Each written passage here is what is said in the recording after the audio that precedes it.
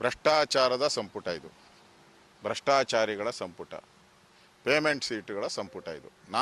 ನಾನು ಹೇಳಿದ್ದೀನಿ ಇದನ್ನು ಪೇಮೆಂಟ್ ಸೀಟುಗಳ ಸಂಪುಟ. ಈಗ ನಿನ್ನೆ ಮಾಜಿ ಅಬ್ಕಾರಿ ಮಂತ್ರಿಗಳು ಓಪನ್ ಆಗಿ ವಿಡಿಯೋ ಎಲ್ಲ ಬಂದಿದೆ, ಎಲ್ಲ ಕಡೆ ವಿಡಿಯೋ ವೈರಲ್ ಆಗಿದೆ, ಎಲ್ಲ ಅವರೇ ಹೇಳಿದ್ದಾರೆ.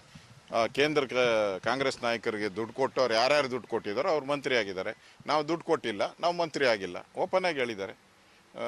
ಡಾಕ್ಟರ್ ಸುಧಾಕರ್ ಹಿಂದೆ ಮಂತ್ರಿ ಆಗಿದ್ದರು, ಎಜುಕೇಷನ್ ಮಿನಿಸ್ಟರ್ ಆಗಿದ್ದರು, ಹೈಯರ್ ಎಜುಕೇಷನ್, MC ಸುಧಾಕರ್ ಅವರು ಹೇಳಿದ್ದಾರೆ ಯಾರ್ಯಾರು ಹಣ ಕೊಟ್ಟಿದ್ದಾರೋ ಅವ್ರು ಆಗಿದ್ದಾರೆ. ನಮ್ಮ ಸಿದ್ದರಾಮಯ್ಯನ ಗ್ರೂಪ್ ಎಲ್ಲ ಸರ್ವನಾಶ ಮಾಡಿಬಿಟ್ಟಿದ್ದಾರೆ, ಸಿದ್ದರಾಮಯ್ಯನವ್ರ ಜೊತೆ ಯಾರ್ಯಾರಿದ್ರೋ ಅವ್ರಿಗೆಲ್ಲರೂ ಕೂಡ ನಾಮ ಹಾಕಿದ್ದಾರೆ ಅಂತ ಅವರು ಹೇಳಿದ್ದಾರೆ.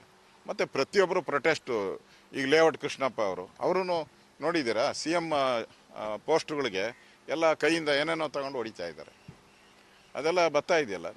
ಇಡೀ ಚಿಕ್ಕಬಳ್ಳಾಪುರ 3 ತಾಲೂಕುಗಳು ಬಂದಾಗಿದೆ, ಫುಲ್ ಅಂಗಡಿ ಮುಗ್ಗಟ್ಟು, ಬಸ್ಗಳು, KSRTC ಎಲ್ಲ ಬಂದಾಗಿದೆ. ಅಂದರೆ ಇಡೀ ರಾಜ್ಯದಲ್ಲಿ ಎಲ್ಲ ಕಡೆ, ಉತ್ತರ ಕರ್ನಾಟಕ ಇರ್ಬೋದು, ಹಳೆ ಮೈಸೂರು, ಎಲ್ಲ ಕಡೆನೂ ಕೂಡ ಕಾಂಗ್ರೆಸ್ ಪಾರ್ಟಿಯವರು ಮುಖ್ಯಮಂತ್ರಿ ಫೋಟೋ ಇಟ್ಬಿಟ್ಟು ಚೀಮಾರಿ ಆಗ್ತಾ ಇದ್ದಾರೆ ಎಲ್ಲ ಕಡೆ. ಅಂದರೆ ಕಾಂಗ್ರೆಸ್ ಕಾರ್ಯಕರ್ತರಿಗೂ ಅನಿಸ್ಬಿಟ್ಟಿದೆ ಈ ಮಂತ್ರಿಗಳಾಗಿರೋರೆಲ್ಲ ಪೇಮೆಂಟ್ ಮಂತ್ರಿಗಳು ಅಂತ.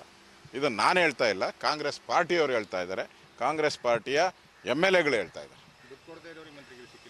100% ದುಡ್ಡು, ಅದ್ರ ಮೇಲೆ ರೇಟ್ ಎಷ್ಟಿದೆ ಅದು ವ್ಯಾಲ್ಯೂ ಕಟ್ಟಿ ಮಂತ್ರಿಯನ್ನು ಫಿಕ್ಸ್ ಮಾಡಿದ್ದಾರೆ.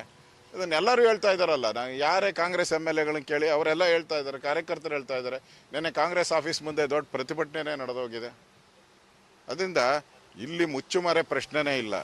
ಇದು ದುಡ್ಡು ಕೊಟ್ಟು ಮಂತ್ರಿಗಳಾಗಿರೋವಂಥದ್ದು ಜಗಜ್ಜಾಹಿರಾತ. ಇದರಲ್ಲಿ ಇಡೀ ಕಾಂಗ್ರೆಸ್ ನಿಷ್ಠಾವಂತ ಕಾರ್ಯಕರ್ತರು ಯಾರಿದ್ರು ಅವರೆಲ್ಲರೂ ಕೂಡ ಬೀದಿಗಿಳಿದು ಹೋರಾಟ ಮಾಡ್ತಾ ಇರೋದೇ ಸಾಕ್ಷಿ.